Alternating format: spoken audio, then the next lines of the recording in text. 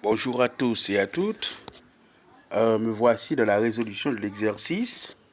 Normalement, dans l'exercice, on donne l'expression mathématique de la tension. C'est U, alors c'est U égale à 120 par racine de 2 sinus 74 T. Ça, c'est l'expression mathématique de la tension. Et dans le circuit, il y a une bobine, si nous essayons de faire le schéma, une bobine complète, c'est-à-dire une bobine qui possède une résistance R égale à 20 ohms, réductance L égale à 0,1 Henri. La bobine se trouve en série avec un condensateur de capacité 40 microfarads. 40 microfarads. Ça, c'est le schéma. On nous demande de calculer l'impédance du circuit et l'intensité efficace du courant. Calculer l'impédance du circuit revient à calculer Z total. Et on connaît que Z total, ça c'est un circuit RLC est égal à racine carrée de R carré plus L oméga moins 1 sur C oméga, le tout élevé au carré. Maintenant, on va tout simplement remplacer les lettres par leur valeur. On va avoir Z bobine qui va être égale à la racine carrée de 20 au carré plus L oméga c'est 0,1 par 314 moins 1 sur C qui c'est 40 par 314 élevé au carré.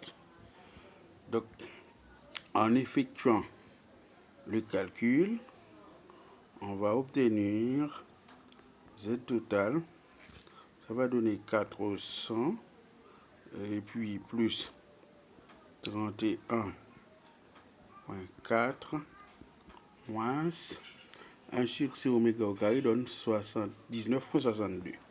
79,62. Alors 1 sur C oméga.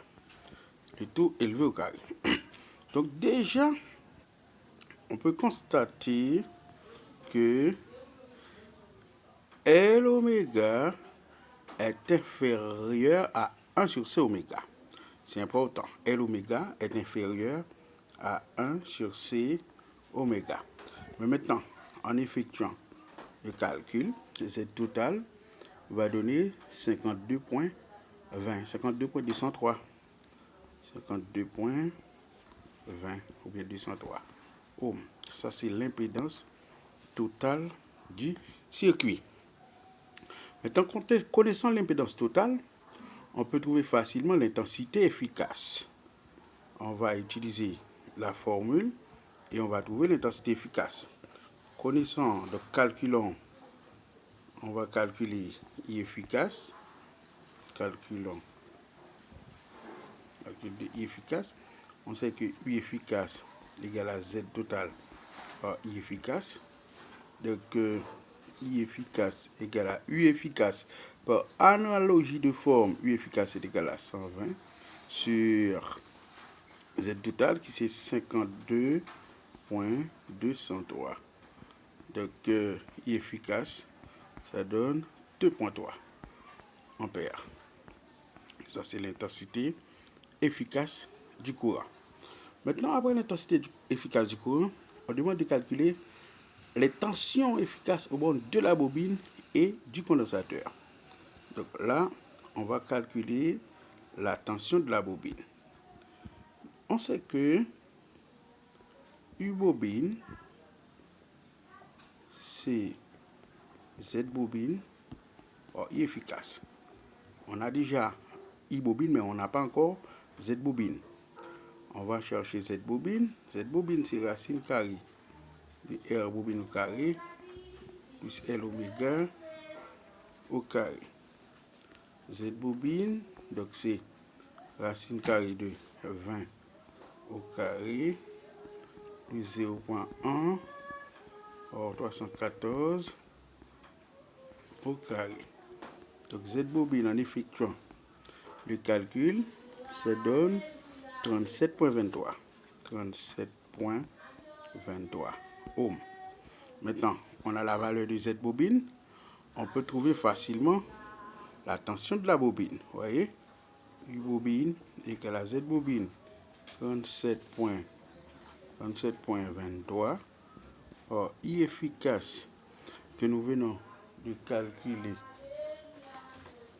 I efficace que nous venons de calculer, qui est égal à 2,3.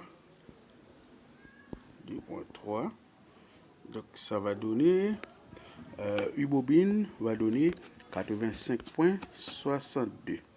85,62. 5,62 volts. Ça, c'est la tension de la bobine. Maintenant, après la tension de la bobine, on demande également la tension du condensateur. U condensateur, c'est ZC pour I efficace. Or, dans la formule, quand nous avons calculé Z total, quand on a un succès oméga, c'est ZC, qui avait donné 79,62 pour I efficace, qui est 2,3. Donc UC, ça donne 183,126 volts. Ça, c'est la valeur de la capacité du condensateur. Maintenant, une deuxième partie très importante dans l'exercice. Comment faut-il placer un deuxième condensateur avec le premier et quelle doit être sa capacité pour que le circuit soit en résonance? Si on dit le circuit est en résonance, quand on dit résonance, tout de suite, on sait que quand il y a résonance, L oméga est égal à 1 sur C oméga. Il y a résonance, il y a pas mal de conditions que je vous avais données. Donc maintenant, on dit quelle doit être sa capacité, vous voyez, pour que le circuit soit en résonance. Donc la première chose qu'on doit faire, j'essaie de changer de couleur, on doit calculer C système. C système égale à 1 sur L oméga carré. C système égale à 1 sur 0,1 pour 314 au carré. Et ce système, en remplaçant les lettres par leur valeur, ça nous conduit normalement à 101,4. 101,4 microfarad. Maintenant, la première valeur de la capacité du condensateur étant égale à 40. Donc là, on peut dire que ces systèmes, oui, ces systèmes,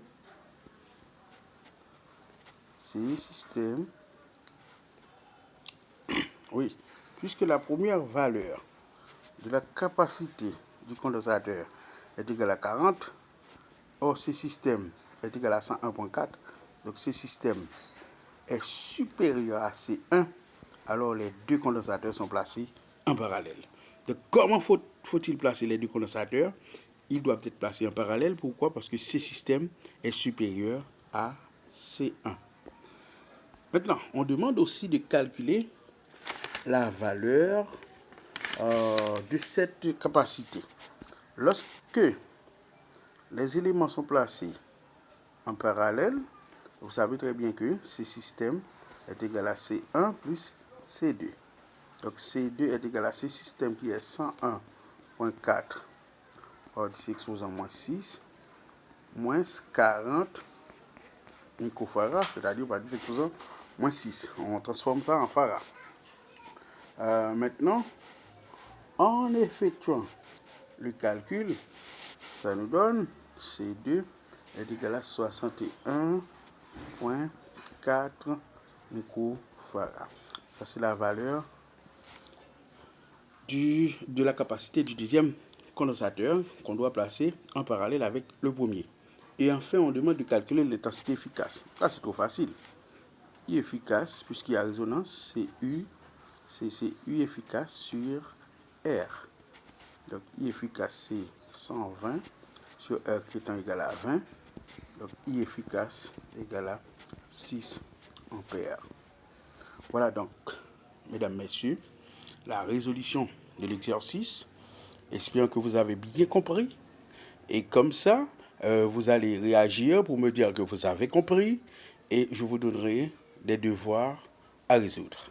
Merci, toujours avec vous, votre serviteur Benoît Jean Samuel.